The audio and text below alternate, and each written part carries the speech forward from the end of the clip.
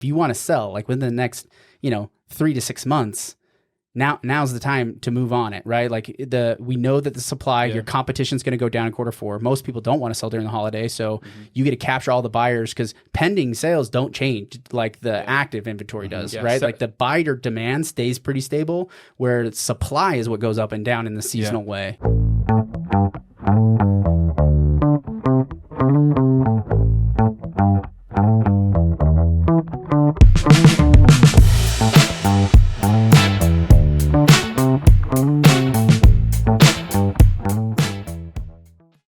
Hey everyone, the St. George election this year is incredibly important.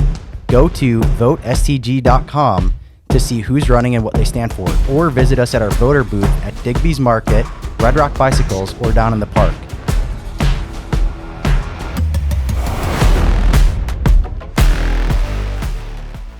I feel like I never know what you're going to do next. Like in life? Yeah, you have like this like really cryptic way about you. It's funny to me. He's like Jeff's like one of those crackheads. He's like, I'm just making moves. I'm making moves, Just keep going. Make moves. The difference though, he's definitely not a crackhead because he's so calm and like. No, but he's like always doing, always. He reminds me of the Rain Man. He's just like quietly like thinking about a bazillion different things, and then all of a sudden you just see him. He just makes a decision. He's just like gone. He's like, hey, where'd Jeff go? Oh, he flew to Wisconsin to drive a really average, everyday, ordinary BMW. It's like the most standard silver BMW. You flew all the way to Wisconsin, drove all the way back. When I saw it today, I was like, he went to Wisconsin for that one. What was it about that BMW that made you want to make that whole trip? We could do a whole podcast on this. What you just said is exactly why I flew to Wisconsin to bring the car back. Because you're like, I want to do something dramatic. Well, it's not. It looks like an everyday Beamer, and it kind of is, but it's an 03. So that's the last year of the E39 body style, which is kind of collectively agreed upon with car enthusiasts that it's the last year that BMW made quality vehicles. And then in 04, that's when they started focusing on with the E60. Is there like a forum of car enthusiasts that you get these polls and these numbers from? Hundreds of Facebook pages and forums. And they all agree. There's this is the last year that BMW did something good. So 2003, collectively, like Car and Driver, Road and Track, all that stuff, they agree that 03, for all of the series, 5, 7, 3, was the last year that BMW focused more on quality than on volume sales. Interesting. Are you a Top Gear fan? No, we used to see it in 76. Yeah, not really. Dang it. So the Brits, is it because of the British? Is that why you don't like that show, huh? Well, I mean, pretty much. History began in 1776.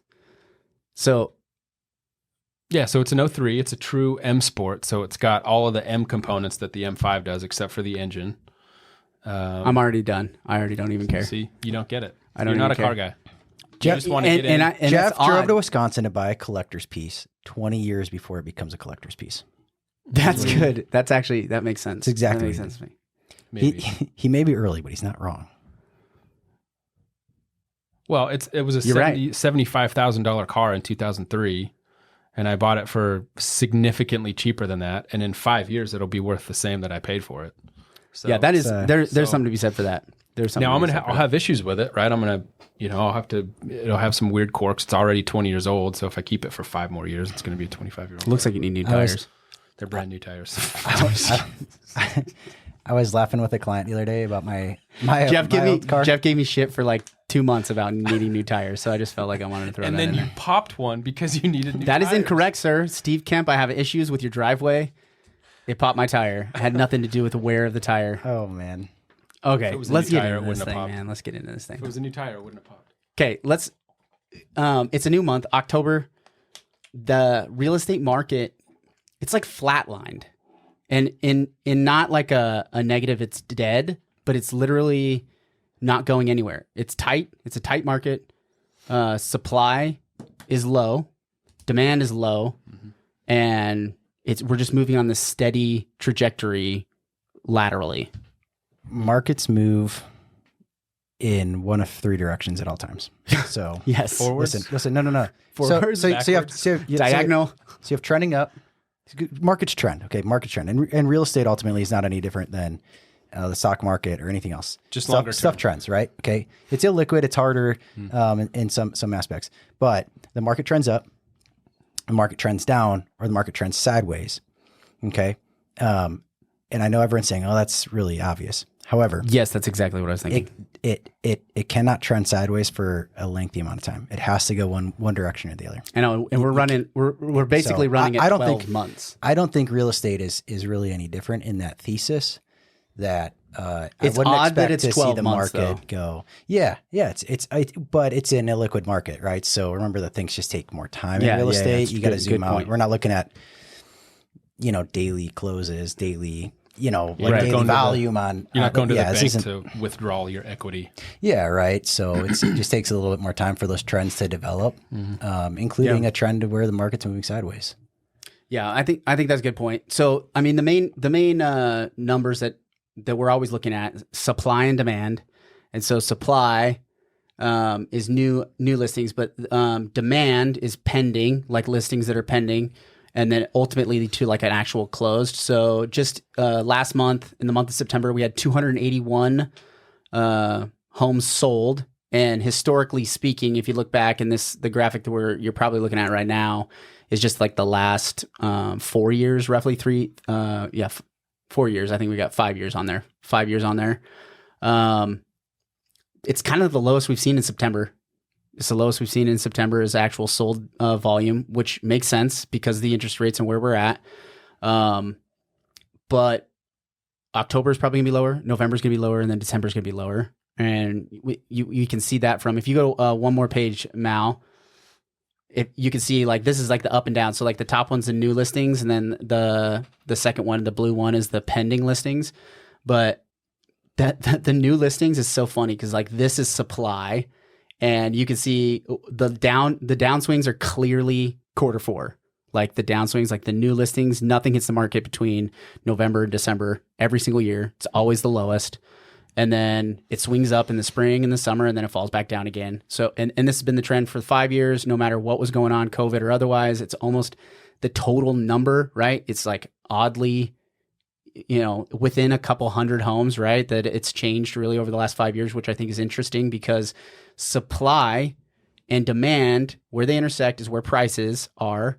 If we know that supply is getting less, especially from this graph, demand keeps going down because of the interest rates, pricing can't go anywhere. Pricing is not going to go up or down because going down, it takes a massive increase in supply for pricing to go down because there has to be Moving along the same curve. there has to be way more houses on the market, way more competition, longer days on market. The median days on market right now for pended listings is 32 days. That was month over month, and that's up 23%. But over the trend, over the long run, we've basically been hovering around your home's going to sell in the first 30 days. And that's how we've been for. That short-term percentage is pretty wild, though. Let's flip to the buyers for just That's true. That's true. Let's flip to the buyer side of that for just a second.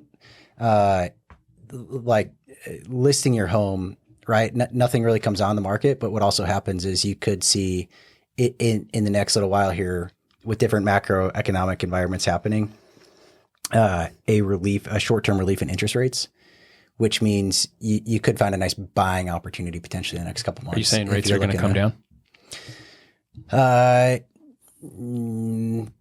Potentially temporarily. I don't have a crystal ball. I'm not guaranteeing that for anyone, but there's a possibility of not a significant amount, but if you're Enough to maybe get the ball rolling a little bit. you might if you find a nice property, a nice deal. You might find a little bit of relief in interest rates and might be able to make a nice deal kind of happen for yourself if you're on that fence of, are you going to buy in the next, couple months or whatever. This is also my take on this on the buy side is that taking advantage when there's low supply that's active on the market, that doesn't mean that people don't want to sell their house. Most of the time, the reason people don't want to sell their house during the holidays is because they don't want to show it. They don't want to go through all of the mental gymnastics you have to go through to list your house and get it on the market. Yeah. And so they say, I'm just going to wait until things are calmer at home. But that doesn't mean that if a buyer came through and was like, hey, we're willing to buy the house and it's not this, extraordinary effort. There's a lot of people that are, unofficially on the market, right? And so if you're an active A buyer and you have some clear wants and needs, it makes it easy. It makes it easier on our job to go find those sellers and say, hey, I saw that you had it listed earlier in the summer and it expired, because there's a ton of homes that have listed and not sold over this last year. Yeah. And, the buyers can still be in the market and take advantage of rates if they do come down in a seasonal effect, which Q4, right? You can see them coming back, probably not as significant amount, but even 1%, right? We're talking about $10,000 plus in purchasing power, right? Your qualification is a lot in that, even that 1% swing in interest rates. Yeah, I don't know if we'll see a full 1% swing in a 30-year mortgage. Yeah, well, so I've seen in my experience a lot of savvy buyers giving them a range though, right? Get like an idea. Is like if it does move 1%, like what would that really impact on my ability to buy? I think it's like $10,000. I think the higher interest rates are starting to bake themselves into the equation more and more amongst the general economy. And so if you saw a dramatic, decrease like 1%, like overnight, that really could send some signals that things are on the way down. That could be a shock to this. I mean, that's a pretty big move in mortgage rates to just drop it, 1%. Yeah. And the reason why I say that is the setup that would cause that without the Fed switching back to quantitative easing would be pretty drastic. There'd be some pretty major moves going on. And I think a lot of people... That's too much movement in this short run. That'd be a lot of volatility in mortgages. Yeah. It's a good point. You know what I mean? to see what that would do to home prices. Well, it's so hard. Everyone says, right? Okay, so everyone says, right? Be greedy. Be fearful when everyone's greedy, and greedy when everyone's fearful. Everyone says it. It's super easy to repeat. It's super difficult to actually do when you see the mortgage rates drop 1% because bond markets or equity markets are blowing up, and there's a flight to safety, and there's a demand for bonds that are backed by assets. And you see this drop and everyone's going, well, I'm not buying now because everything's right. Like when they should get, quote unquote, according to that, they should be getting greedy. They then become fearful with everyone else. Right? Yeah. The fear is that natural instinct that takes over, and it's very difficult to fight against that, especially if you're about to put, your family's, what you guys may have put together for life savings or whatever to get into a home or a significant amount of money. Thinking about like, okay, am I in fear or am I in, is there opportunity? And I think by seeing this market be as stable as it is, I don't think there's really anything there's so many things that would have to change, especially on the supply side, to see, because I think the fear would be, the housing market crashes. Like this is when I hear that term, my mind immediately goes to home values go dramatically lower, right? Well, if you're trying to buy a house, like that would be a great situation, right? Like that's not that's a positive crash. It's like a good crash, right? It's only a crash for people that don't have equity in their house, right? So like thinking about what would have to cause like a crash, meaning home values have to go down dramatically, supply has to legitimately triple. I think supply would have to triple and demand to stay low for us to have like a significant cliff drop off. Well, what was our inventory like pre-COVID? Massive. No, sorry. Like the last housing market crash, right? If you go back to that, our supply was like 6,000 homes. Yeah. But so like pre-COVID, if you go back, I said pre-COVID, but really it was like technically you're talking about like you're talking so like even like GFC. So this is sold listings. So this is sold listings, and it goes back to pre-COVID. I don't think we have pre-COVID like active inventory, but go back one page. But I'm sorry, forward right there. So like the new listings. So you can see like this running trade up. These are the new homes hitting the market, right? So basically February of 19 and 20, essentially, we had a similar active, home route.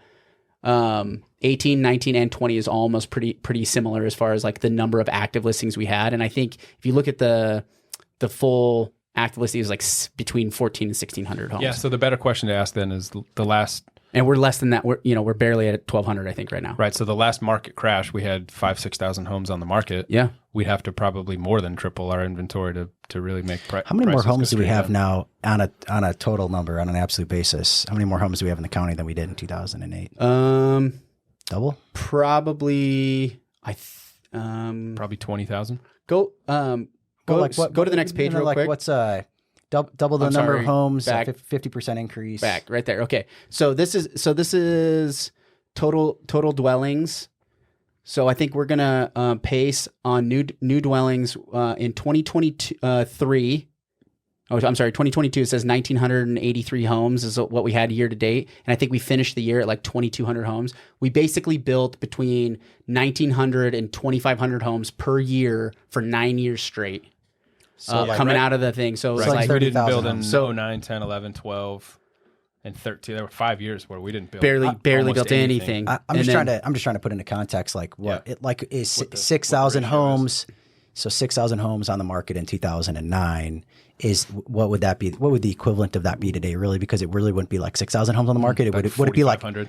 well, no, because As a percentage of the whole- as a percentage of the market, be right? So higher. how many homes as a percentage of the Yeah, so we market are need really more. available? Would we really need to see 9,000 or 10,000 homes on the market? Well, to and I really, think it's a factor of the visualize what demand that as would well look too, like. right? Yeah. It's like how many people want to buy. So how many people wanted to buy then versus wanted to buy now? Well, like the total number of home sales. I'm not back trying to then. make the case for. I'm not trying to make the case for something crashing or not or anything. I'm from a visualization standpoint. When somebody, is concerned or saying, "Hey, the market's going to crash," what does that really look like? Okay, in 2008, it looked like 6,000 homes on the market from a supply standpoint. So we would, to see that, like, could you visualize, 10,000 homes being for sale on the market in the county right now when we have an active supply of what was our active supply? Like 1,200 1,200 homes, homes, right? So you'd have to see, an 8 to 10 times increase in available homes. And when people sometimes visualize it in a different way and they say, well, that seems like that'd be like a lot of homes for sale. I don't know it seems like there'd be enough people willing to buy that we wouldn't get to that number. Mm-hmm. Well, then what you're saying is that as prices would start to drop, that people would enter the market and say, I see the value equation has now changed for me. The market still might be going down, but this is an entry point where I feel comfortable. And that's what forms support in the market, right? Just from a technical standpoint. Yeah. So the fear around the crash, you got to remember there is a support level somewhere and the market will come to determine where that is. And I don't know or even necessarily believe that we are facing a housing crash. Yeah. There could be markets out there that are going to have significantly more drawdown, but I think the local market here is actually doing pretty okay. Yeah, I think so too. So my question, and I just didn't do enough research ahead of time, was to like really understand what caused rates to go to like 17%, like home mortgage rates go to like 17%. Like what did the T-bills and stuff look like? Do you have any idea? You had a Fed funds rate back then at 19%. So the Fed funds rate was massive. That's why rates kind of matched that. Well, it's also and that's also before they started quantitative easing or quantitative tightening, really, right? The Right. Fed didn't buy mortgage-backed securities back then to artificially depress the mortgage rates, right? They didn't have the same. They weren't using the ledger. FHA, They weren't using the ledger the way they do now either, because they had just come off the gold standard to having The Fed uses a ledger? Look, pricing on mortgages is still a factor of supply and demand and risk and reward. Okay, those are your four components of it. So, if you have a discount rate of 19% somewhere else, and there's not a lot of supply out there in mortgage-backed securities, right? There's not a lot of supply of mortgages to buy.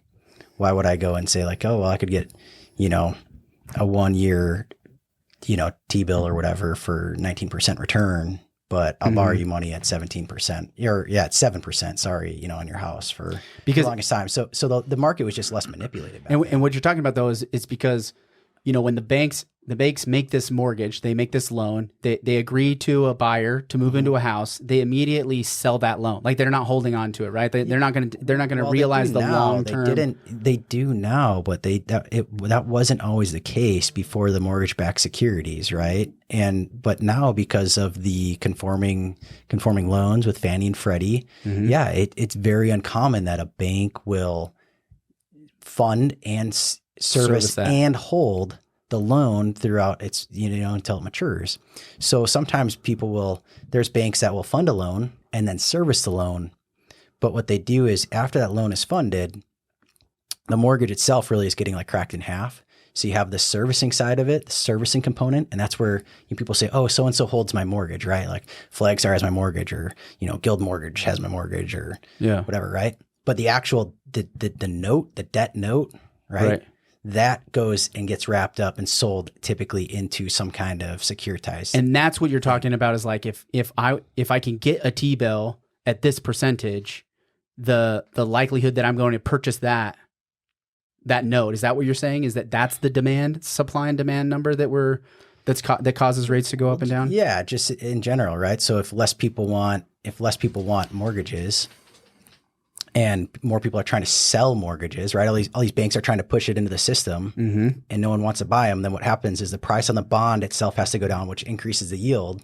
Okay, but now if that's the price, now the banks know that the next mortgage they sell, I got to go out and get a 8% rate on this note so that I can get all my money back that I borrowed on it when I resell it on the second. Got it. So like, and I think that's where the layman, right? The person that's not in the industry, like trying to wrap their head, like, why do rates just keep going up? And I think it's because they disconnect between the bank and then the reselling of that. There's a lot more at play. That secondary than just market. What the Fed, and there's a lot more at play than what just the Fed is doing. There's one of the things that I notice in particularly real estate is a lot of single factor analysis, right? If the Fed does this, then X happens, right? If X thing happens, funny, we Y do that, thing happens. but we do that with everything, right? It's just we do it with freaking everything. The problem is that's not how it works. So it's way more complex. I oftentimes hear people talk about if the Fed drops interest rates, right? Then all these buyers are going to come back in the market and the prices are going to go sky high. So are you throwing shade at lenders on Instagram? Always do. Well, they can dig their own grave. Yeah. Here's the problem is the Fed, we all know, doesn't actually drop mortgage rates. Yep. That's not even true to begin with. But the question I just ask is, well, what causes the Fed, if that were the case, what would cause the Fed to drop interest rates? Right? It typically a rise in unemployment, right? Recession, right? There's things are breaking, and the Fed has to drop rates to stimulate the economy. Well, what happens when people are in recession and losing jobs? A, they don't qualify for a mortgage, right? Unless people qualify, and then B, going back to our earlier conversation, they just get fearful. Well, I don't want to buy a house now. I might lose my job. Things aren't looking so great at work. I don't want to buy right now. Just, things are too uncertain. And so the problem is once you start doing the multi-factor analysis, you start saying like, well, actually, I don't know that the interest rate coming down just like pushes prices through the roof or something and brings all these buyers. It's way more complex than that. And not to, because I think we could get into the technicalities of it. I think I want to build for somebody listening in that's just trying to wrap their head around the whole thing is like, because I think most people want to know, can I qualify for a loan? Can I qualify for a loan? Can I afford it? Like, what's my monthly payment going to be? 100%. And if I start this, because there's so much out there that's like renting is a better option than owning. I've heard this so much, especially like when the housing market was booming. I heard it way more, and it seems like that's kind of quieted down because it's this idea is like, well, if you rent, then you have this. If it's like a 12-month, you have a fixed rent for a year, but you don't have to have there's no risk, right? If the housing market crashes, you don't lose any money. You have this, you save up 20%, right? Or 10% or 5% or whatever. You put $20,000 down on a house, and then instantly the housing market crashes, and then you lose all that $20,000, right? This is in a lot of buyers' head, especially first-time home buyers. And so I think I would say that to wrap this thing in just like a quick little bow is there's a lot of stability in Washington County in the housing market right now because we don't have unemployment going up in any way, shape or form. This graphic right here is basically my proof for supply isn't going up and new construction isn't going to save us because new construction is down. Lot sales are down 23% year over year. On the back of another massive percentage drop last year in lot sales, which are leading indicators of new construction. So total dwellings, total new homes that have certificate of occupancy, which is roughly 25% of our supply. It remains 25% of what we have, and it's dropped significantly year over year. Total dwellings sales by year. We have the breakdown by month, but total homes sold is down significantly. So if you're thinking about getting into real estate, there's way less houses to sell and a historic number of real estate agents on the market, right? So everybody wanting to help a buyer or a seller do a transaction, record lows, right, in total numbers of being done. And then notice this is a default, right? This is another example of supply, whether it would go up or not. You know, the biggest month. And this is just a notice of default. This isn't actual like a foreclosure. I think the foreclosure numbers are like total for the full year of actual foreclosures like 10. Well, the variables that go into a notice of default are, I mean, there's a bazillion different reasons. A bazillion different reasons. And most of them get rectified or like mediated before ever getting to foreclosure. The reason is they've defaulted on their loan. Right. But there could be multiple reasons for that. I mean, I've talked to people that talked to a lady one time that her husband passed away, and they didn't. I don't know exactly how the process works, but they didn't file the death certificate with the county in time, and so they defaulted on the mortgage because of that. And it was just like a technicality rule. Literally just a clerical error that they solved. You know? Yeah, right. And it's just like opening up the conversation with the lender to say, hey, we have the intention of continuing to pay for this or whatever. But that seems like a lot of them. We run into that a lot. Boots on the ground, though, recently, in fact, some today, I've seen some construction loans that have defaulted. Yeah. Mostly because those rates aren't necessarily, sometimes they're not locked during the construction process. And so if you could afford $1 million home on a construction loan that you started 9 months ago, you might not be able to afford that anymore. And because of the increase in rates. But like you said, it's not going to go to foreclosure because you've got a big, beautiful house that a bank is going to take over and a builder's just going to buy it and finish it and sell it. Yeah. So. Well, this is interesting. Go to the next page, Mal, and this is next one. The mortgage rate. So this is just the last 3 months. So like if you look, we were in sub 7 category back in July. And we're at the peak just last week, right on October 6th, we were at 7.8. Now this is a Mortgage News Daily. This is an average of a bunch of rates that are being pulled. So this is just like this is for measurement purposes. This isn't what everybody's getting, right? Because it's not a rate quote. It's not a rate quote, but it's like an index. Almost. It's an index, exactly. So I've got a case study on this. First time home buyers. Almost a whole point in 3 months. So going back to like affordability. Exactly. So I've got some first time home buyers that closed. It was the first week of September, but they locked their rate the beginning of August, and they kept going back and forth like, hey, we're kind of nervous about the market crashing. We don't know what we can afford. Well, if they would have waited, they wouldn't have been able to afford the home that they were able to get into. Yeah, because they were able to lock it in earlier, and we see this movement The point is upward. They executed, right? They weren't afraid. They kind of knew what they were going to do with the home, having a long-term plan to it. Long-term plan. But I think that's kind of the synopsis. Cash still king, 35%. It's hovering right around 35% of our market is being done through cash. 51% is in conventional loans. So people have money coming into the home. There's equity being built in right out of the gate. So you're saying conventional loans typically going to be 20% or more on as a down payment goes. So, there's lots of cash in the market. So the quality of buyers I think is super good still. Housing market in Washington County is looking solid. So if you're on the fence of selling, this is the thing with selling though, right? Is the argument could be, are we at a peak? Well, I mean, a lot of things would have to change for prices to come down, but at the same time, how long are you willing to hold out for more money if we know that they're not really going up, right? Yeah, we might be on a plateau. We don't know if the other side is going down or going up. And it's a long tail, right? Like it goes back to this. Like if you want to sell, like within the next, 3 to 6 months, now's the time to move on it, right? Like we know that the supply, your competition's going to go down in Q4. Most people don't want to sell during the holiday, so you get to capture all the buyers because pending sales don't change like the active inventory does, right? Like the buyer demand stays pretty stable, where supply is what goes up and down in the seasonal way. I was going to make this point earlier, but you cut me off and I wasn't able to finish it. But savvy buyers, Classic Rob. savvy buyers are looking in the Q4. Yeah, I think so too. Especially in November, December, because you can find something that might not have any competition. Yeah, especially if you got a good agent that's looking at like you said, expireds and a seller. Especially if you're dealing with holidays and things like that. I think there's an expectation like my house has to be like this in this perfect shape.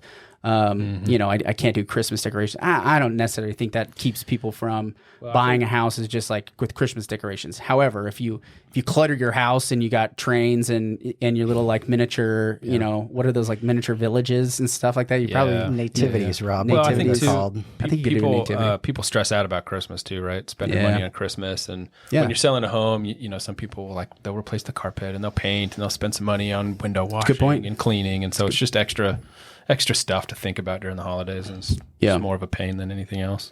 Well, it's an interesting world out there. I hope you got some value out of that. Make sure you reach out to us for questions. Definitely go to Wealth 435 on Facebook, or you can call us. My number is 435-767-7715. You can just call me directly.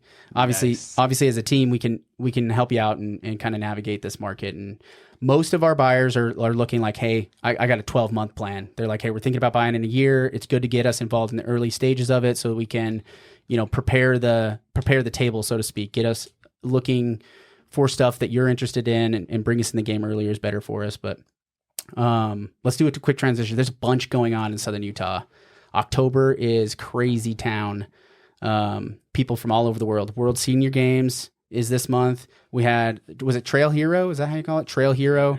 Brought in thousands of side-by-sides and four-wheelers and outdoor enthusiasts with, motor vehicles, all the Jeep clubs and all that. They all came out to Hurricane this month. I've got some clients that that bought a home out in Sand Hollow. Yeah. And I went out there just to visit with them and hang out a little bit. And Sand Hollow Reservoir. Yeah. Largest reservoir in the county. Yep. There were hundreds, if not thousands, of Jeeps just cruising along the streets. It's so much. And the clients they loved it, dude. It's like a festival. I just can't think of a better way to describe it. So Greater this massive Zion festival of side-by-sides and four-wheelers. Yeah, GreaterZion.com. It says, over the last 6 years, this is talking about Trail Hero, we've provided access to more than 1,000 special needs riders and over 4,000 veterans. Awesome. This year, Klein expects, so Klein is the main guy over the Trail Hero event, expects to have more than 500 veterans, approximately 40 local children from Valley Academy Charter School and Red Rock Center for Independence participate in Trail Hero. More than $120,000 in charitable proceeds were raised in 2021. So I know, people get frustrated around here. You and I talked to a couple of guys about, they specifically brought up like the Ironman and what an inconvenience it is and stuff like that. But it's like, and how it does nothing for like the citizens. Like that's their contention, is it does nothing for the citizens, but that's not true. It's not. It's even little. Comparatively speaking, this is probably a pretty little event. But they raised $120,000. Yeah, and that's for charity. Veterans. Yeah, it's cool stuff. And that's how it started, right? It started as a charity, organization. But they had like a music festival out there. There's a bunch of artists, like I think some classic '90s. It's a whole 2000s. Event. It is a whole POD event now. Yeah, tons of Uncle vendors. Yeah, POD, Uncle Cracker, for those of you that are from the early 2000s music scene. We still might be a little behind the times with attracting headline talent around these parts. Okay. But it still attracted a ton of people. St. George Marathon. Yeah. The marathon. How many years? Huge. I think it's like I don't know how 80 many years. I think they've been doing it for like 80 years or something like that. I was in the office on Saturday with Ledger, and we could look out from the office and see a bunch of the runners coming down. Oh, cool. Main Street. It's cool. Yeah, that is cool. Shout out to Mark Riley. He's this guy I know in town. Ran the St. George Marathon this year. He is an amputee. Oh, crazy. Nice. And I found out this morning, he ran the St. George Marathon and finished. Jeez, man. Nice, man. Yeah. Absolutely an inspirational guy. Yeah, that is awesome. So yeah, cool. the marathon is kind of one of those events like like what were the original attractions to Southern Utah? Like the marathon was like one of these events where like people would come down from up north and they're like enjoy the final stretch of summer. I think it started in the 70s. I don't think it's quite 80 years old, but still, I mean, I thought it was really. I gotta somebody fact check me. It was started in the 80s. But that goes back to that timeline, right? Where it was like, hey, this is a destination town. So it was one of those lead dominoes into this activity environment that we have right now for sports enthusiasts, but like just outdoor lovers, right? Because it's not just the marathon; they have the fun runs and all the other outdoor activities and stuff like that. So the World Senior Games is interesting because a lot of people don't know that it even exists. It's basically the Olympics. Yeah, people come from all over the world. For that, and it's thousands of people that come. And it doesn't. There's not a huge effect on like traffic and stuff like that because it's kind all of spread out. It's all spread out over like a couple of weeks even. It's from the 9th to the 21st. So it's kind of like the Olympics where they have like an opening ceremonies and then it's like all these events a little bit at a time. The softball tournament kind of goes through almost like the extent of the whole thing, right? Because they do this massive. There's a softball weightlifting competition. Weightlifting. There's 18 events. Do you know where they need events? You know where they need the most volunteers for that event? Pickleball. Out at the gun range. Ooh, interesting. Yeah, that was Reloaders? the most volunteer opportunities still available. We need people to be out at the range. Yeah, out of the range senior shooting events. You think that would be the first one filled in the county that has the most guns per capita? Is that true? I think it's true. Somebody maybe fact not for the check me on country, that one. but I know for sure for Utah. We're stacked. We're stacked down here in the South. We're not messing around. I didn't know that about the volunteers thing. That's interesting. I was a little. My parents told me that. Get out there. This episode will drop like midway through the senior games, but if you get an opportunity to volunteer, if you're from here and get an opportunity to volunteer, I think it's a pretty cool event. Brings people here from all over the world. Legitimately, Denmark, Germany, all over the place. Yeah. Another big event that we have going on in October is the Housing Action Coalition Forum. This is a second year, so I kind of have been involved with the Housing Action Coalition that started about 3 or 4 years ago, supported by local businesses, a bunch of different organizations throughout Washington County. The city's involved, city of St. George is involved, but it's such a weird problem to try and solve, for affordable housing, right? And like what that means, attainable housing or affordable housing or whatever euphemism we're going to want to use. But we really have a significant problem helping people that are under, their average median income is like 30% of that median income, right? So we're talking people that make between 30 and 40 grand a year. There's not a house available. Like there's not a rental available. There's nothing, right? And if you think about how much money you have to make to hit that mark, there's a significant portion of our county that's it's almost impossible to live here if you're in that way. So this is maybe more personal, but it's such a big, broad problem that is almost impossible to solve as a single person, right? I mean, the person that's making 35 grand a year, you can't personally go to their employer and say, hey, this person deserves more money or they should make more money. Or you can't go to a house that they are looking at and say, hey, can you lower the price of this house? But not even a single developer can help that, right? Like no single such developer, a broad, like no single, like the governor can't solve this problem. It's such a disconnected problem. It's a disconnected. There's a lot of like moving parts into it. So like the coalition, I jumped in as part of it to try to understand it, and there's a bunch of different elements to this, but the human element to it, I think, is an important thing that they really focused on over the first year, is like understanding who is it that we're trying to help. So the emerging contributors, right? So this is somebody just directly out of college. They want to start a family. They're in entry-level positions, right? They went to the university, whether it's here or up north or Southern Utah University, wherever it might be, and they want to stay here, right? And they want to start a family here because they love it here. And finding jobs, most often they can find jobs, but it's paying their way to be able to make it, right? They end up, housing with their family members. So that's a big portion of it.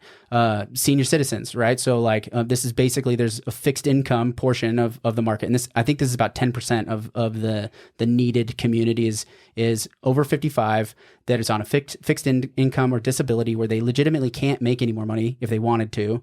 And, if they're renting, if they didn't have the opportunity to buy beforehand, they they sure as heck can't buy now. So then they're in this rental situation, so they can't get that, right? So and then you have this disrupted middle, right? You have just this contributing member of demographic that is wanting to have a skill set that is specific to a niche job, and they just can't afford, based off what their skill sets are, they can't afford to be able to enter in on the market, even at the rental level. So the Housing Action Coalition Forum. So if you want to learn more about the event or learn more about what we're doing as an organization or what the community is doing to help solve this problem, if you want to contribute, if you have ideas and there's some things that you think we could do differently, this is we're gathering all on October 25th at the Dixie Center.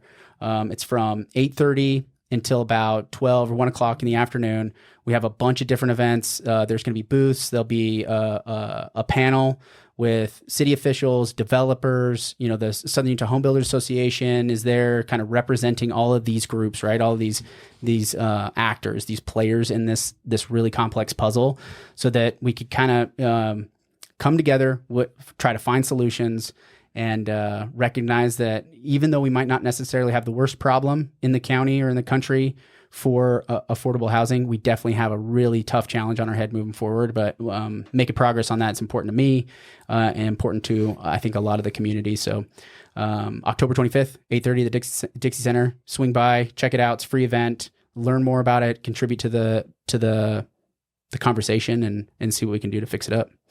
So that's good. A big event coming on. Local election update. This is interesting. Greg MacArthur, who was the basically the sixth qualifier for out of the primaries, the sixth qualifier, dropped out of the race, citing not feeling like he couldn't do all the requirements of the job with what he has, his obligations for work and his family. I think he's got a young kid or young kids. And so citing that, he said, he didn't feel like he'd be the best representative, so he dropped out. So we're down to 5. What do you guys think about that? It's an interesting move. It's been met with speculation. Everything always is. It doesn't matter what it is. Mm-hmm. Some people think it's strategic. What do you think? My observation is if you look at the way he campaigned going into the primaries, I don't think he really put a lot of effort into it initially. It did seem like he was a little distracted. I think he already was a little bit distracted. It's been a tough go on the city council. It's not an easy job for someone. He's got a full-time job. He's got another kind of, side business he does, right? He works for Sitla. Mm-hmm. He does commercial real estate stuff on the side of that. He's got, when I saw him at the young family, the big shots, meet and greet, young kids. Yeah. Appreciate his service so far. And, I don't think anyone can blame him for wanting to bow out, and spend time with your, a little bit more time at home and stuff. He's already served the community, right? So I think it's interesting to think of like the competition. It seems like from this is my own observation. This is observations from people I've talked to, is that this election in particular has been taxing on the candidates. It seems like the effort, there's had to be an extraordinary effort in the campaigning side of things, as opposed to previous years. And that's coming from a couple of the incumbents. And I just don't have a ton of history on like how these things I haven't watched any of these campaigns closely in past election years. So I've just never heard of this kind of division at a local level. So yeah. And maybe that's just because I haven't been asking either, but I agree with you. I was like, this seems like crazy how it feels so tense. It's incredibly tense. It's incredibly tense. As just an observationist in this process, it's very tense. I've never heard of, outside of, big cities are like, New York or Los Angeles, right? Totally different scenario. City council is quite a bit different on those big cities. Yeah, right. But like in like I'm from a town in Wisconsin, not far off from the size of St. George. It was never, like this. I've never talked to somebody in another, urban or suburb community. Well, I think that has had like this much contention at the city council level. Yeah. Which part of it I think comes with the growth, right? I think a lot of it was exacerbated in a major way by COVID, and the policies and Rewired stuff our that's brains. happening. Well, right. And going back to, fear being a natural part of somebody's brain chemistry, right? It's easy to revert back into, well, this is what they're doing at the national level. So I'm immediately fearful that this is happening at my local level. And that's kind of the opposite of how government's supposed to work, right? Like the local level is, in my opinion, where you're supposed to trust your representatives a bit more and give them a little bit more latitude to make, I can see the flip side, things, but I can see the flip side of like, hey, these are people like we want to hold accountable. Yeah, and like 100%. So having some having some scrutiny on how things have been handled. Good. It's good. It's good to have accountability. It's good to have scrutiny. But like serious. I mean, I'm not talking about people that disagree. I'm talking about people that, like, I'm seeing people hate each other.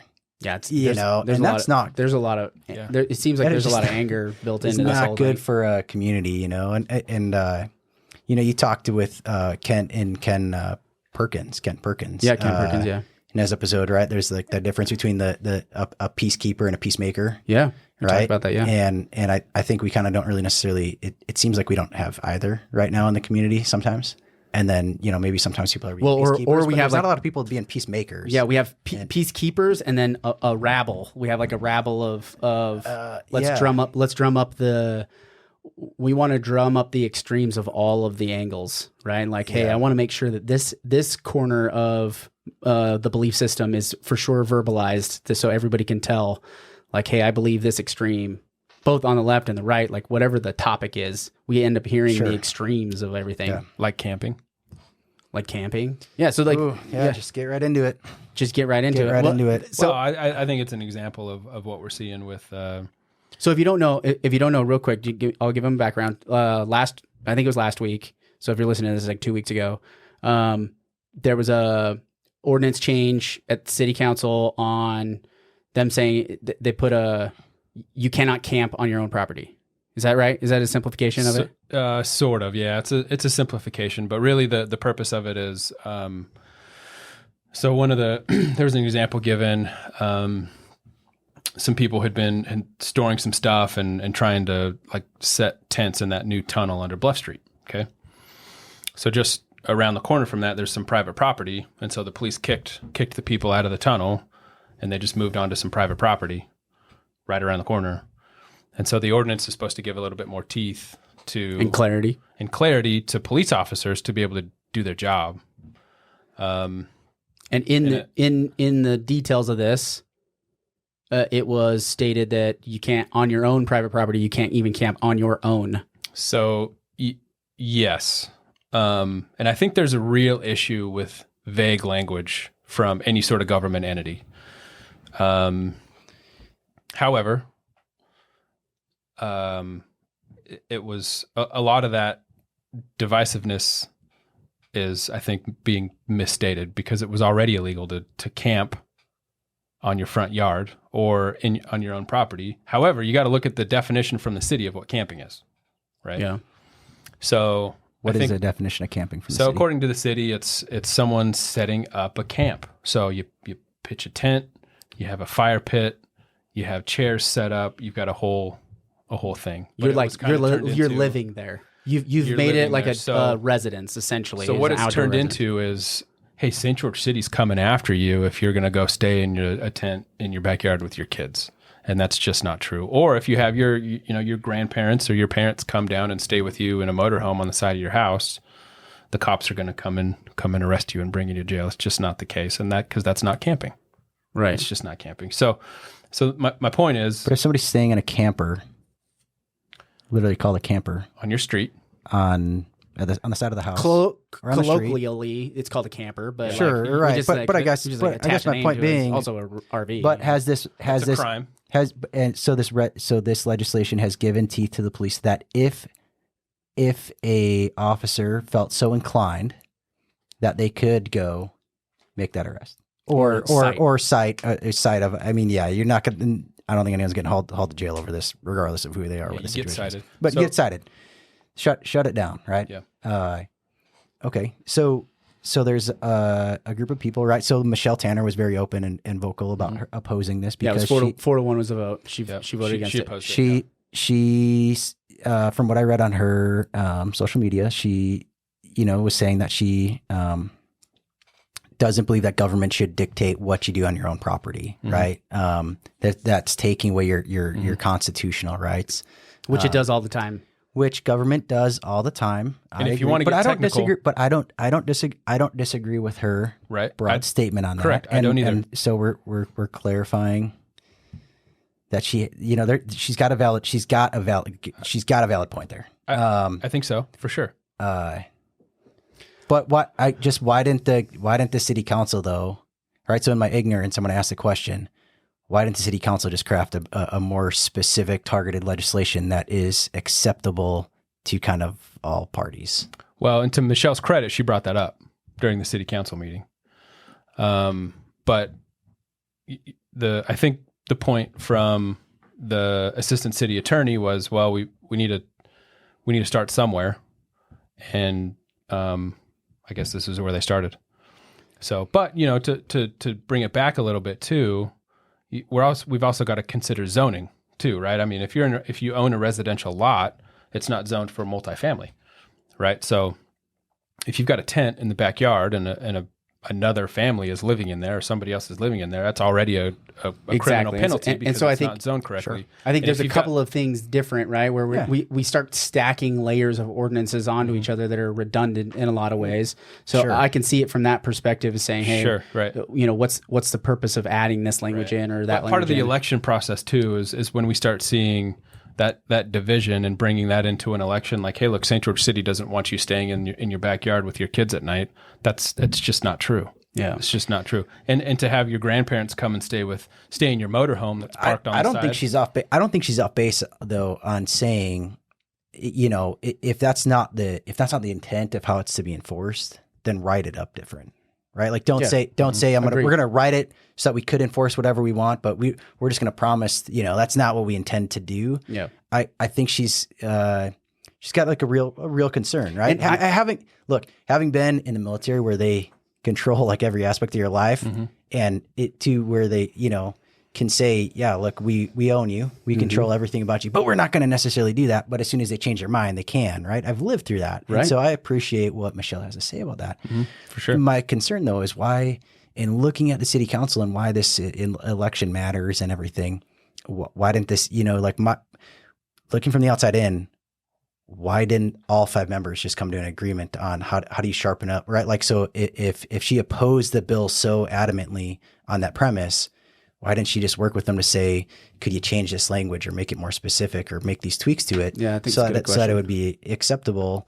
Because it seems like there's a good framework, and if it's just some minor, it's just some adjustments were made and thought a little bit through more clearly, they could have probably passed something that was a really effective and acceptable by everyone, where everyone would say, yeah, we don't want, tents under the bridges and all this stuff. But hey, I also don't technically want to be in violation if my parents stay in a camper inside of my house when they come to town, or I decide to, sleep under the stars with my kids in the backyard, right? I don't want to technically be in violation. Well, and there's so many little nuances too. Like we're talking, what about sanitation? What about power? What about what about all these? What if you're camping in your backyard with your kids and you light a fire and the fire's going into your neighbor's intake for their air conditioning, right? I mean, it's just, you've got zoning laws. But you could address all those things if you could get city council members to a table and have civilized discussion and say, here's my concern, how do we work around it? But instead, what I see is city council members that are attacking each other. Yeah. And what I believe that leads to personally, and what one of my concerns are, is that then why, you just have 4 members say, well, hey, we have the vote, Michelle. We don't have to listen to you. We don't have to take your input. We don't have to take your concern. So like if you just attack us either way, we'll just vote for it. That discourse becomes limited. I have to believe that discourse becomes limited, and maybe it's not. Maybe she doesn't want to be a part of it. Maybe she doesn't want to be part of that discussion at all because she'd rather just have a platform to say, hey, I voted against it. I voted against everything, and just be, the Ron Swanson, anti-establishment. Hey, I vote against everything. I don't know. I've never. I think that's why I have never had a conversation with Michelle personally, so I'm not. I'm not saying definitively one way or the other, but I have to ask the question: if you so much oppose a bill, or a piece of legislation coming across the city council's desk, about it ahead of time. Why aren't you? Why isn't there just more collaboration to just sharpen it up and have the right language? Why wasn't there more collaboration with everybody before the city council meeting? That's what I'm. That's they what all I'm knew asking. about it. They all knew about it. Every before single the one city of them knew council about meeting. it. Yeah, and I think this goes to the argument of having a city council that even in disagreement they can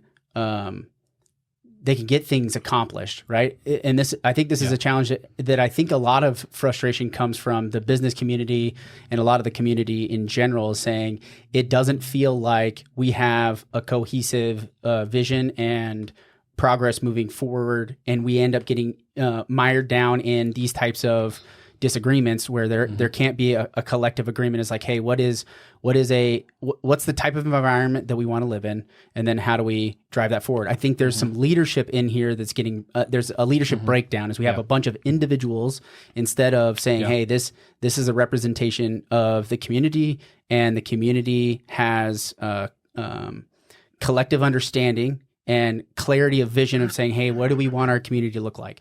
Do we want people doing whatever they want on their property? I think everybody's in agreement. It's like, we probably going to have some rules to that, right? Do we want the state to make those rules? No, we'll do it at the city level. Like, leave us alone. Let us do it, 100%. Right? And I completely agree to that. City, and then additionally onto that, right, is that like when we do have these individual items coming up, it's or come up and have a voting upon, I think clarity on exactly how these votes and how they're voted on, why they're voted on, and then seeing where is there a breakdown as to the team effort here as a city council to say, hey, we're going to flush this out before we make a final decision on it. Let's flush it out and make sure, because it seems like a city ordinance should have a unanimous vote. It seems like if this is an ordinance that somebody's going to get cited on, the city council should kind of have a collective agreement on this. It's a great point, because the way I anticipated, or the way that meeting should have gone in my eyes, which might not be right or wrong, probably wrong, but the way I would envision that meeting going, that the agenda item comes up, city attorney comes up, reads through the new ordinance, and the city council already knows what they're doing, and one of the city council members or all of them say, hey, Mr. Assistant City Attorney, that's too vague. I think the city attorney was working with the police department in general to just give more teeth to be able to enforce public camping. So my point is that's too vague. Here's what we want.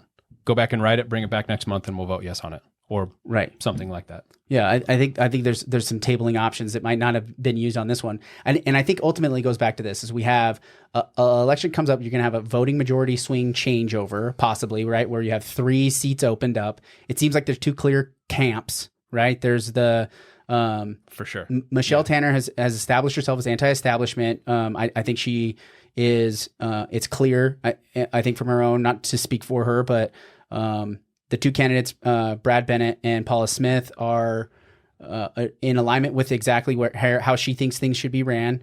And then you have the 3 others in Steve Kemp, Jimmy Hughes, and Danielle Larkin, 2 of which are incumbents that are in the opposite camp, right? So thinking about this election and saying, okay, what are the important values of everybody in the group? I don't know that it's fair to say opposite camp, right? You have anti-establishment, and the opposite of that would be big establishment. Establishment, and I don't.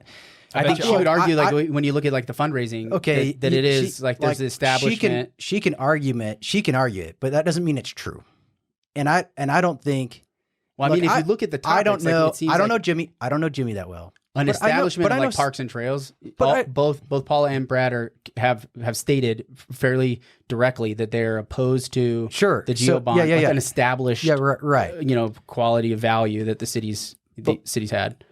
But I don't look at I know Steve, not on a super well level, but we office out of the same building. I talked to Steve. Right. I don't think Steve is there like rooting like more government, like Right. I think that he just wants to make some common sense stuff done and just stay in their lane sort of thing. I guess But that's that my would be point. It status doesn't- quo, right? So I get maybe a better example would be like a status quo, Sure. and then you have anti-status quo. Okay. Is kind of That's how it's fair. been kind of painted, at least, right? And I don't think she's wrong in stating that. I also don't necessarily think that moving away from status quo in an abrupt way is the best way to move forward. I think there's a lot of things that government should be slow in things. Like the government should be moving slowly. The and point, things. from There the shouldn't be dramatic city level swings. to the top, it's set up to be slow. However, there's probably some things, maybe not a lot, but there's probably some things that come up on a city council agenda that everybody's like, makes sense, let's get it done. Yeah. And I think St. George is a great place. I think the people in the past that have run the city government. I think we should talk about religion to help Branden out. No, I'm just kidding. Keep going. I cut you off again. I think a lot of people have made a lot of really good decisions. Of course, there's some things that in the past, if we would have done differently, We should have done differently. we should have done differently for sure. So I think this is a super important election because of all of the growth that's happened, all of the growth that we know is going to keep happening. We need to be able to plan for that. And quite frankly, the city council is boring. It should be boring. There's not a lot of social issues that come up via city council. We live in one of the oftentimes not their lane. It's not their lane. We are in, whether you want to believe it or not, we're in one of the most conservative counties in one of the most conservative states in the country. And I think a lot of people want it to stay that way. Myself included. There's some variables that go along with that too, but like, Because I think defining conservative, right? We do this all the time. It's like, what does that mean? Conservative in how big or small government is. Well, our track record, if you're a Republican right conservative, is historically been government just keeps growing, right? Like there's no establishment to say that they've wanted government any smaller. They say it, but they don't actually Conservative. act that way. Conservative. They just want their own. They want their agenda to match, the agenda of whatever they're interested in, right? Conservative is nothing more than a tagline at this point. For sure, yeah. It's but just, like a boots on the ground is like, okay, St. George people are going to keep moving here. We're probably going to keep building homes. We're going to need services, right? We're going to need fire trucks, and we're going to need police officers, and we're going to need to keep building roads, and we're going to need to give. We're gonna want to zone things properly so that we can grow in a strategic way. And it's like, part of why people want to live here is because of parks and trails and stuff like that. And I think there's some things like with the parks and trails, and this is probably where I just can't see eye to eye with the anti-establishment side of it, is saying, if we elect to have the GO bond go through, they're going to raise taxes. Because I've heard this directly. Adams, like they're going to raise taxes either way. So it might not be it's giving permission for them to raise more taxes. Because we need to be able to fund fire and police and some of these other things that they're having a hard time funding right now because tourism revenue isn't in as much as it has been in the past, right? Which, and this is the ebb and flow of what these entitlements, truthfully, right? When you talk about a park, it's an entitlement, it's something we have to care for and maintain for Honestly, the long on its time.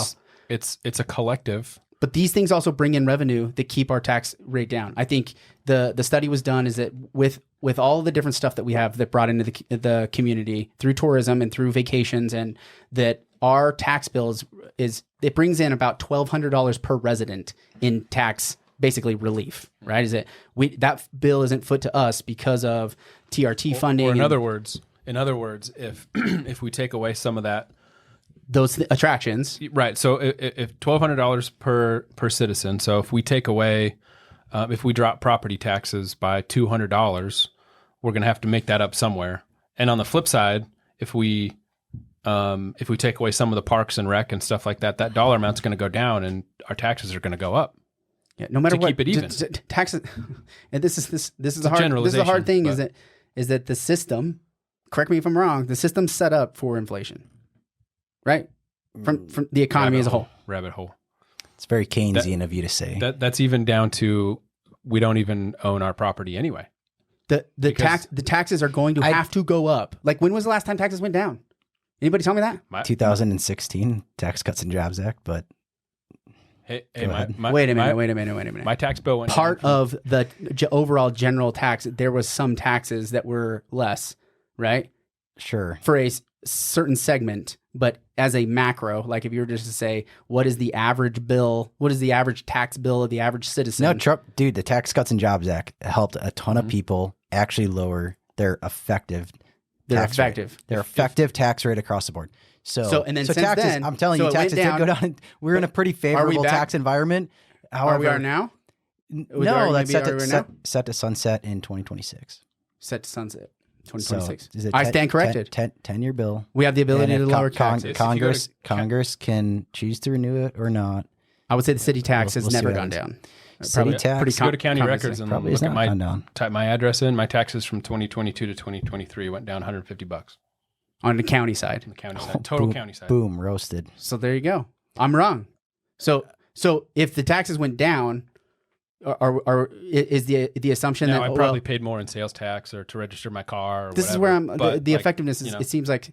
Inflation pushed the cost of goods up. I'm going to tap out of this conversation a sales tax on all the goods. You're paying a sales tax on all the goods in the city. Clearly, everybody should listen to me because I'm not smart. Bottom line is, if you pitch a tent and camp in your front yard, you're going to prison. You're going to go to prison. They're gonna haul you off. Not just throw you in purgatory. Not jail. Prison. We're gonna wrap it up, guys. Prison. Hey, prison. Everybody have a great month. October is here. Holidays are coming up. Thanks, Michelle Tanner, for giving us content.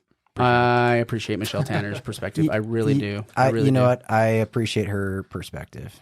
Shout out to Greg MacArthur. Noble thing to dip out at this stage. I know it's probably not an easy decision to do that, because of the feeling that you're, going out for some other political way of whatever anybody's ever spinning. I think it's noble to say you can't do the job that you want to promise, and I think that's a noble thing to do. Shout out to Greg. Mm-hmm. Good luck to everybody else running November 21st. As Taylor Swift said, haters gonna hate. Haters gonna hate. I have one last question before we wrap it up.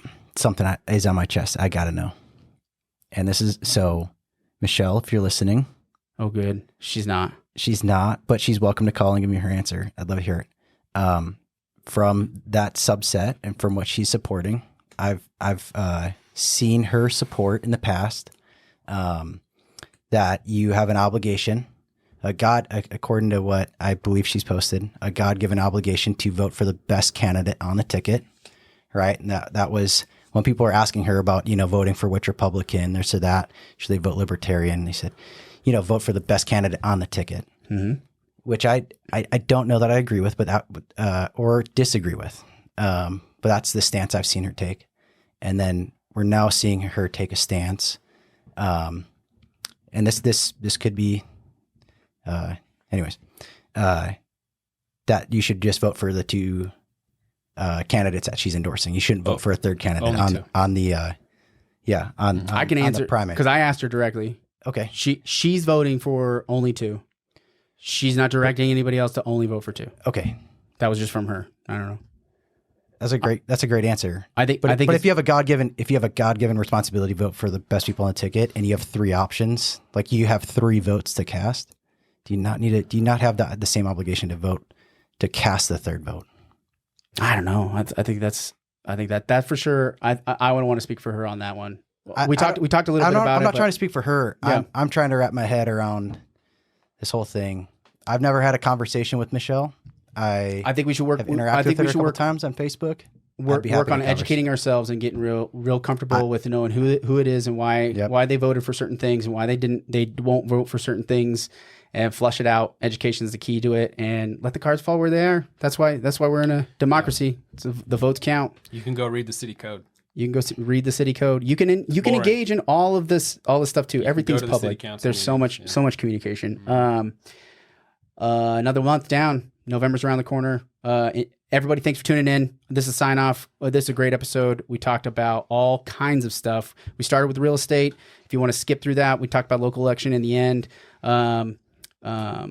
stuff in the middle. We had some events. Housing Action Coalition, there's a quick reminder, Housing Action Coalition Forum is October 25th at the Dixie Center at 8:30 in the morning. Come by. It's a free event. Learn about what's happening with affordable housing and what organizations are doing to help people get into homes, whether it's Habitat for Humanity, whether it's Switch Point, what they're doing. Lots of different organizations supporting the community and getting people into homes. We don't want homelessness. It's important. But enjoy your month. Enjoy your weeks. We'll see you out there, guys. Signing off. 435, guys.